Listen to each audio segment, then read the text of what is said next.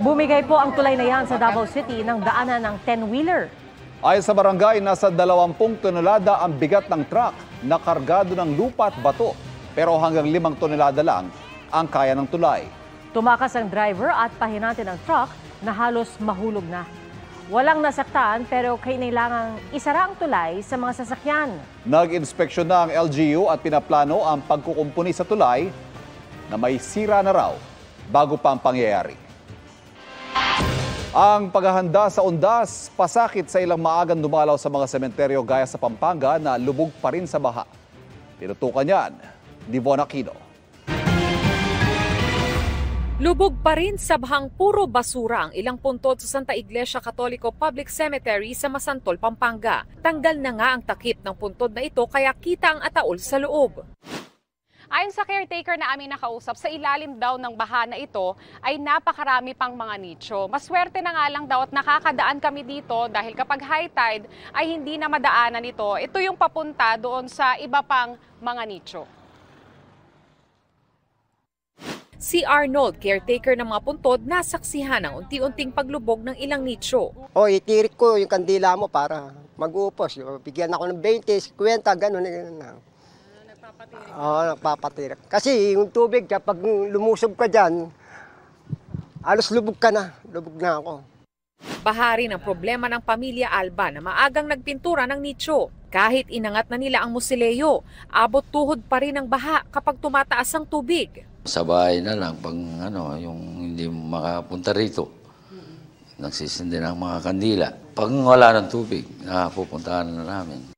Nilulumot pa ang baha sa Holy Spirit Memorial Park. Baha rin sa Santa Elena Cemetery sa Masantol din. Habang ang baha sa public cemetery sa Macabebe, tinubuan na ng water lilies.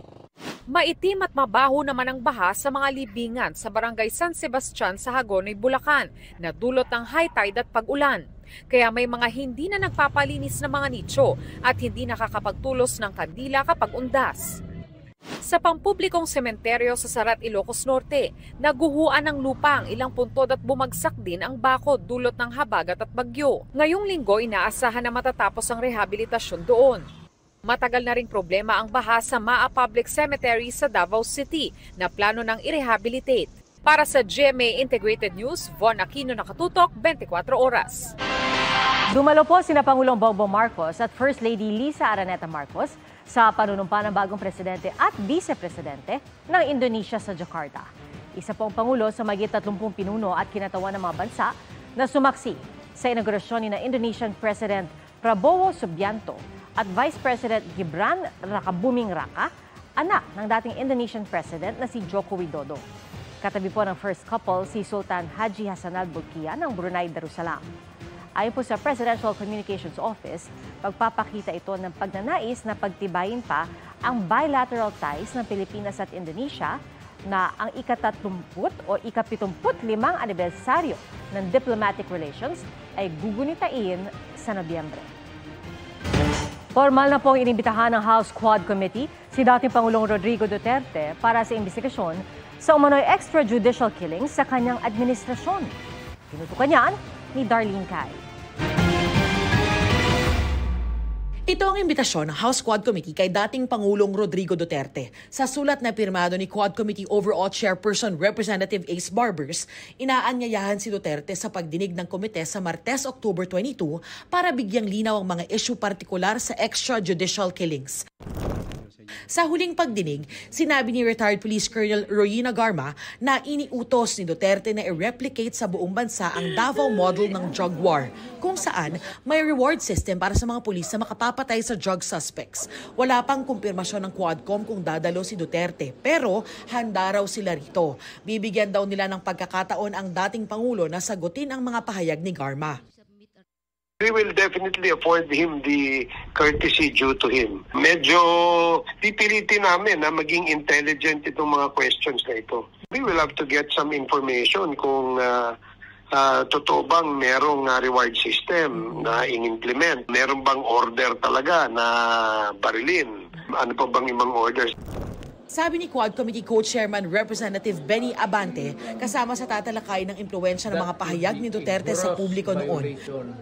The former president should also realize that because he said several times in his war on drugs that drug pushers or whoever should be killed, no? Paulit-ulit niyang sinabi. It's not actually a personal order to those people to kill. Pero declaration ng ating Pangulo yan. So anong ginawa ng mga kapulisan natin? They were emboldened to kill. Imbitado rin sa pagdinig sina dating NAPOLCOM Commissioner Edilberto Leonardo at Peter Parungo alias Pedro na kapwa idinawit ni Garma. Makita natin na talagang maraming mga pinatay na hindi talaga mga drug pusher, kundi drug user and mistaken identity. Sinasabi ng iba na collateral damage to. Hindi, just ito It's not just collateral damage.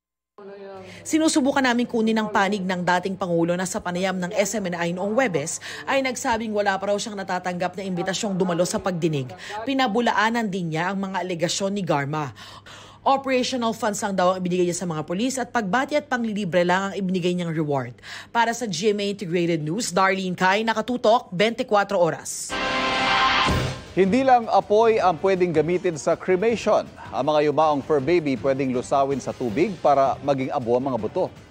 Ang mas eco-friendly na prosesong ito sa pagtutok, Dano Tingkungko. Pinakamasakit na yugto ng isang fur parent ang pagpanaw ng kanilang mahal na alaga. Dahil parte ng pamilya ang turing ng ilan sa kanilang fur babies, ibinuburol, inililibing o pinakikremate ang mga namatay na alaga gaya sa tao. Ang fur baby ni Jenny for 7 years na si Inky pumanaw kaninang umaga dahil sa sakit sa atay. Masakit kasi kasama ko siya Bali dalawa na lang kami sa bahay Kahit saan hindi ko siya maiwanan. Masakit kasi wala na akong kasama. Pero sa halip na tipikal na cremation, pinili ni Jenny ang pet aquamation. Dito hindi apoy, kundi alkaline water ang ginagamit na pang-cremate sa alaga. Ayon sa isang pet aquamation service, para lang daw lumalangoy ang fur baby na mas gusto ng mga kliyente nila. Pag nilagay mo siya po doon, after po noon, 3 to 4 hours po, lalabas na po siyang bones. After, papatuyuin na po siya. Doon lang po siya, nakahiga lang po. Kumpara sa cremation, puti ang abo mula sa aquamation. Eco-friendly din daw ang prosesong ito dahil mas konti ang kemikal na ginagamit. Sunog po kasi may naglalabas sila ng usok. Yung water po natin na ginagamit po, na nadidrain po na tubig, pinapadala po namin sa province po para po ipangtanim po. Yung water po natin nakakatulong pa po ito sa pagtatanim po. Bukod sa abo, may mga package din para sa bubuing memorabilia ng fur baby na matatanggap ng kliyente. Gaya ng paw print, balahibong kinuha bago ang aquamation at ngipin na hindi naaagnas para manatiling buhay ang alaala ng kanilang minamahal na fur baby tulad ni Inky. Para sa GMA Integrated News, Dano Tingkungko, nakatutok 24 oras.